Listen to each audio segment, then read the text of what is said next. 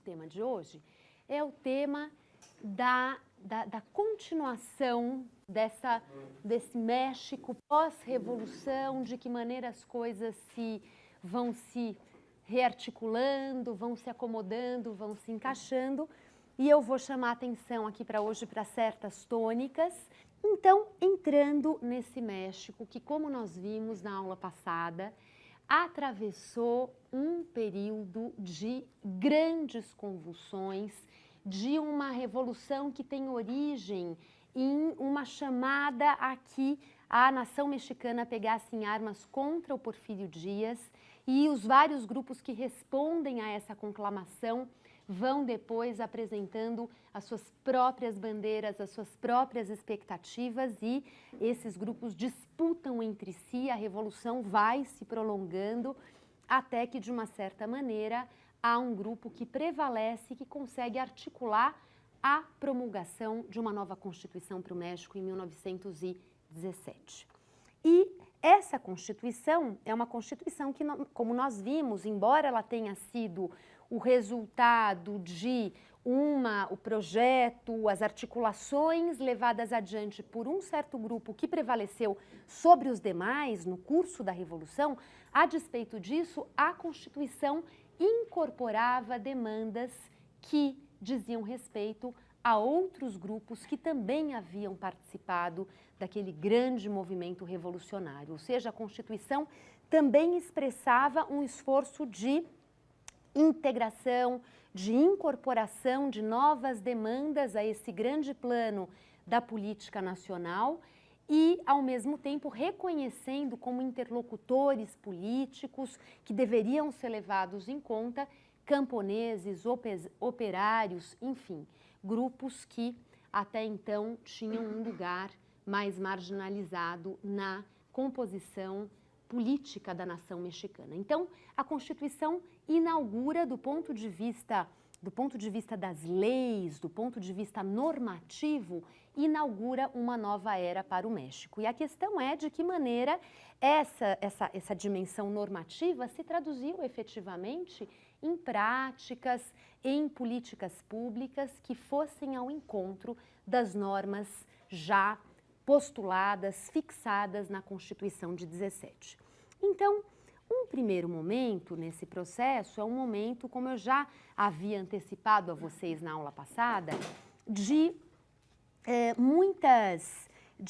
disputas entre esses líderes da Revolução, que são líderes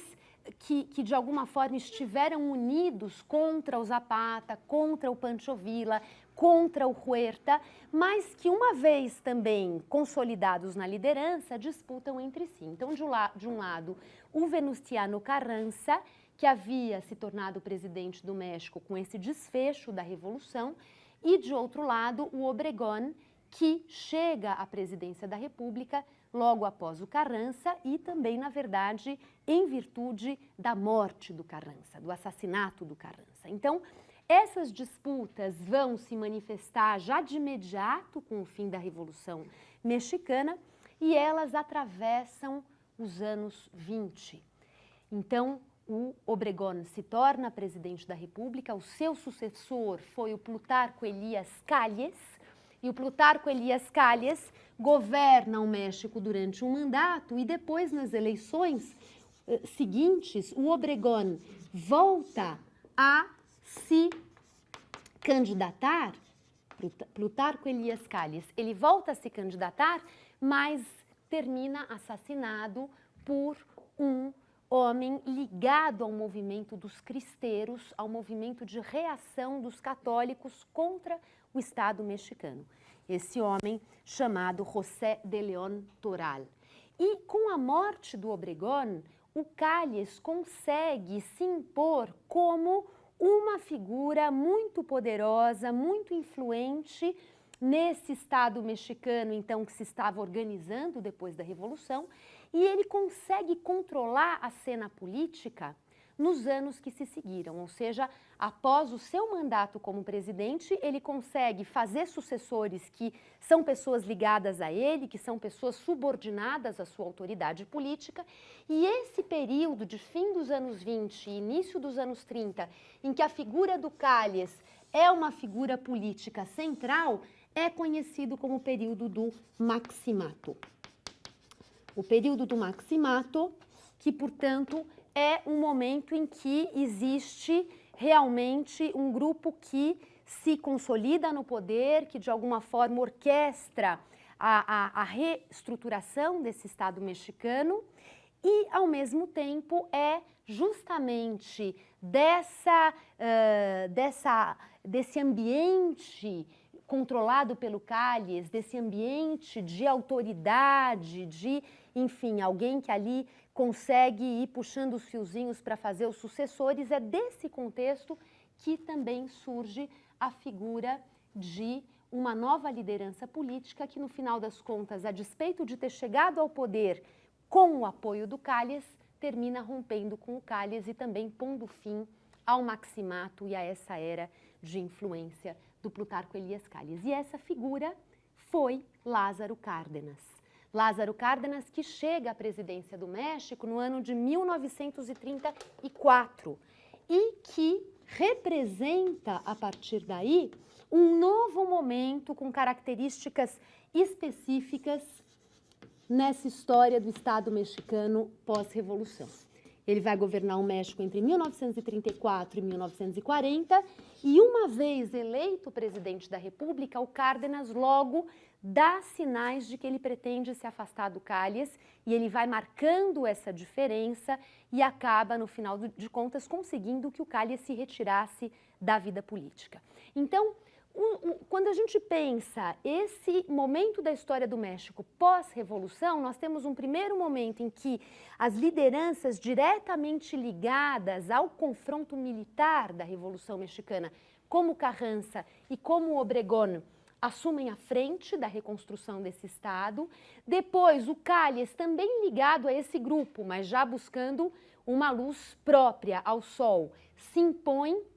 consegue uma hegemonia nessa segunda metade da década de 20 e os primeiros anos da década de 30, até que ele encaminha o Lázaro Cárdenas, que tinha lutado ainda muito jovem na Revolução Mexicana, que havia pegado em armas, mas que era um jovem na época da Revolução, agora nos anos 30, já em condições também de lutar pelo seu lugar nesse ambiente político, e ele consegue o apoio do Calles, depois se afasta dele e marca um momento muito específico na história da Revolução Mexicana. Eu quero antes anunciar essa cronologia aqui para vocês, para então voltar para certos aspectos que eu quero enfatizar na aula de hoje. E o Cárdenas, então, quando termina o seu mandato em 1940, ele havia realmente levado o México a uma polarização política muito grande, porque a gestão do Cárdenas à frente do governo mexicano representa um momento em que mais claramente as demandas sociais da Revolução Mexicana foram implementadas, a se começar pela reforma agrária. Então, o Cárdenas realmente recupera artigos constitucionais que até então haviam ficado como letras mortas da Constituição, estavam na Constituição, mas não eram efetivamente desdobrados, transformados em políticas públicas. O Cárdenas realmente se propõe a isso em diferentes planos da sua administração e com isso ele provoca uma polarização política, social muito profunda, e quando ele deixa o governo em 1940, forças de oposição a ele, no interior do próprio Partido Nacional Revolucionário, é que conseguem se encastelar no poder e, a partir dos anos 40, o governo mexicano passa por uma inflexão à direita, ou seja, ele vai se afastando crescentemente das bandeiras sociais da Revolução e vai assumindo posições mais conservadoras. Então, pensando nessa cronologia, os anos 30 são os anos realmente de uma recuperação dessa chama revolucionária, dos princípios sociais da Constituição de 17 e, ao mesmo tempo, isso mexe com interesses muito fortes de grupos importantes no plano da economia, no plano da política, e a reação vem com a ascensão de uma nova ala do partido ao poder na década de 1940. Em termos institucionais, no ano de 1929, portanto, durante aqui um maximato e esse momento de uma presença muito marcada do Plutarco Elias Calles no poder, é criado realmente um Partido Nacional Revolucionário, o Partido Nacional Revolucionário que representa um projeto de continuidade da Revolução Mexicana, agora em bases institucionais. Então, em meio a essa sucessão de presidentes, em que alguns deles terminam a vida por vias brutais, violentas, existe um esforço por parte do Calles de canalizar essas relações daqueles que foram vitoriosos na Revolução Mexicana, de canalizar tudo isso para soluções institucionais, e a criação do Partido Nacional Revolucionário em 1929 representa um esforço nesse sentido, ou seja, essas disputas interpessoais no interior do governo, no seio do governo, seriam canalizadas para dentro de um partido oficial que representava, pelo menos teoricamente, pelo menos em termos da imagem que esse partido queria transmitir, que representava o legado da Revolução, e esse partido, então, seria por excelência aquele que seria o herdeiro da Revolução, e os conflitos interpessoais deveriam se diluir no âmbito do partido. Era o partido, em primeiro lugar, sobre as lideranças caudilistas, sobre as lideranças personalistas que ainda deram as cartas nesse México da década de 1920. Então, essa marca personalista deveria ceder espaço a um partido que estivesse acima dessas lideranças individuais. É claro que essas coisas caminharam sempre juntas na história do México, mas o projeto do Calles era de que o partido pudesse, então,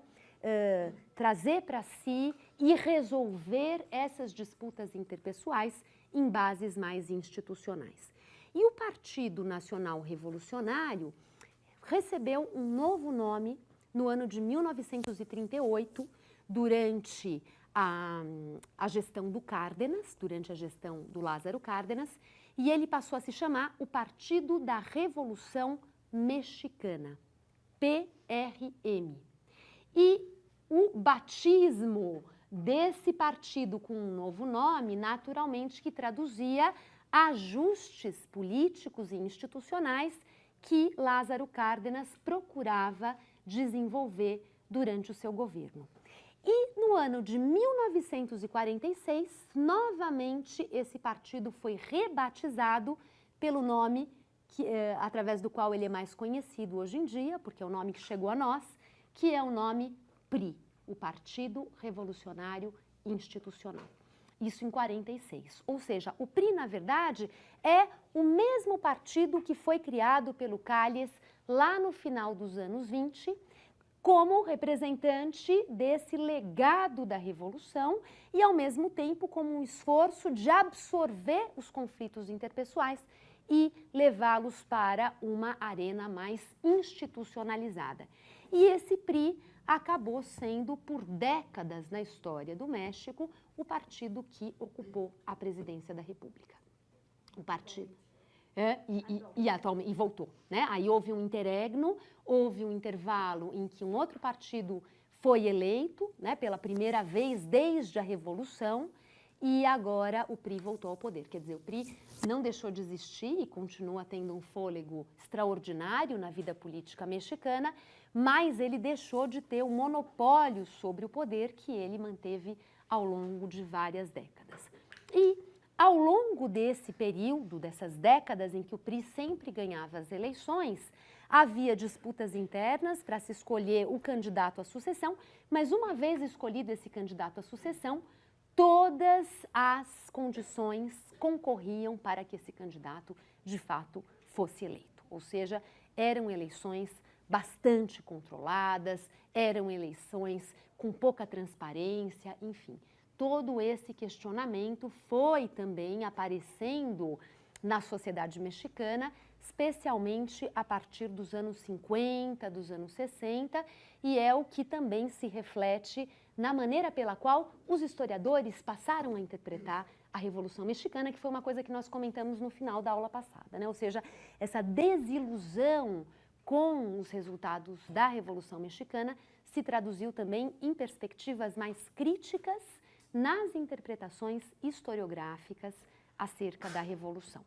E como eu comentei também já no final da aula passada, o ano de 68 e a manifestação dos estudantes na Praça das Três Culturas, em Tlatelolco, na Cidade do México, que terminou com um grande massacre ordenado pelo governo, representa o ápice desse processo de um partido revolucionário institucional que controla o poder, que se torna cada vez mais autoritário, mais conservador e incapaz de estabelecer canais efetivos de diálogo com a sociedade.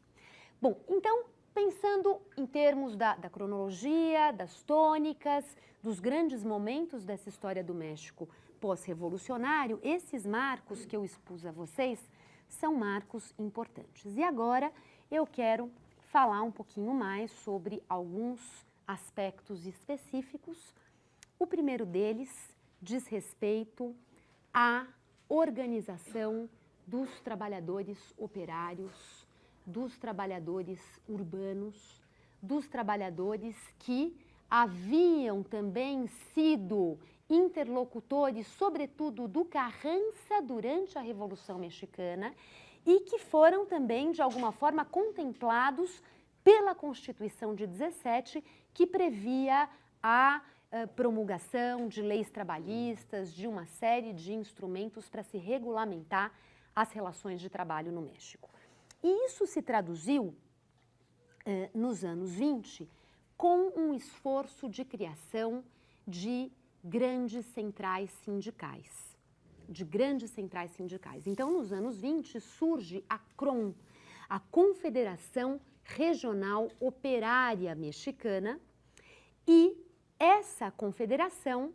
trabalhava com uma concepção de sindicato que reconhece no governo um mediador político, que reconhece no governo, ou seja, no presidente da República, no chefe de Estado,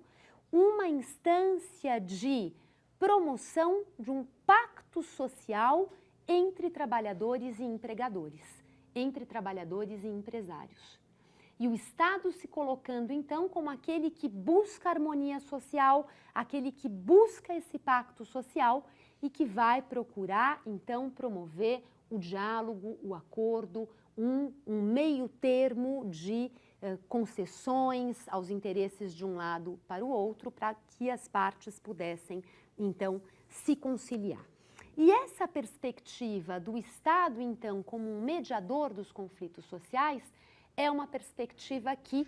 se afirma realmente como algo que seria o papel do Estado nesse contexto pós-Revolução Mexicana. Eu daqui a pouco vou falar do Cárdenas e de como o Cárdenas também volta a esse tema das organizações sindicais, das grandes centrais sindicais, e o Cárdenas, aliás, volta a esse tema com uma força muito maior, e com uma capacidade de mobilização muito maior. Mas já nos anos 20, existe, portanto, já um primeiro movimento, e o Calles aí também é uma figura importante nesse sentido, de acenar nessa direção de se agregar os trabalhadores assalariados em grandes centrais sindicais e que essas centrais estivessem sempre conectadas com o governo, que fossem leais ao governo e que, ao mesmo tempo, levassem as suas demandas, levassem a sua pressão para o governo, para que o governo pudesse encaminhar as soluções cabíveis. Então, isso já nos anos 20,